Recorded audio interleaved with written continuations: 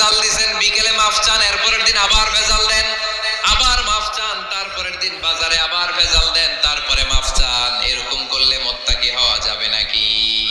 না। একবার যখন আমি আমার ভুল বুঝতে পেরেছি, আমি চোখের পানি ছেড়ে আল্লাহর কাছে ক্ষমা যাব। আর জীবনে ওই পাপ কাজ আমার দ্বারা হবে না। চিল্লায় বলেন ঠিক কিনা? এই 5টা গুণ যার মধ্যে থাকবে তাদেরকে বলে মুত্তাকি। তাদেরকে কি বলে? তাদের জন্য ক্ষমা আর জান্নাত প্রস্তুত করে রেখেছে কে? এই ক্ষমা আর জান্নাত হচ্ছে ডান দিক, আর বাম দিকে আছে জাহান্নাম। এখন আমাদের সিদ্ধান্ত নিতে হবে, আমরা ডানে যাব না বায়ে যাব। কিশোরগঞ্জের ভাইয়েরা আওয়াজ করে বলেন, আমরা কি ডানে যাব না বায়ে? আমরা সবাই মুত্তাকি হতে চাই কি চাই না? মুত্তাকিদের কয় গুণ? আরো জোরে বলেন। 1 নাম্বার। 5 নাম্বার, পারতপক্ষে ওই ভুল সে আর রিপিট করে।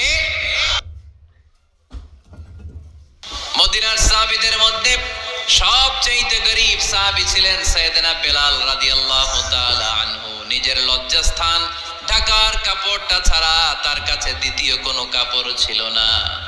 সকালে যদি খাবার পেত, দুপুরে খাবার ছিল না, দুপুরে পেলে রাতের জন্য ছিল না, আজকে খাবার থাকলে কালকে নাই। মদিনার সবচেয়ে গরীব সাহাবী বেলাল রাদিয়াল্লাহু তাআলা আনহু, লজ্জাস্থান ঢাকার জন্য শুধু একটা জামা ছিল, গায়ে দেওয়ার মতো কোনো জামা নাই।